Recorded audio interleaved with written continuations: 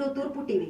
ప్రజా వైద్యశాలలో విధులు నిర్వహించే వైద్యులు సిబ్బంది సమయపాలన పాటించాలని డిఎం అండ్ హెచ్ఓ జీవి రాజలక్ష్మి సూచించారు.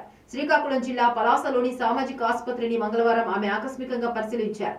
ఈ సందర్భంగా మీడియాతో మాట్లాడారు. పలాస సామాజిక ఆసుపత్రిలోని వైద్యుల విధి నిర్వహణపై వస్తున్న ఆరోపణలపై ఆమె స్పందించారు.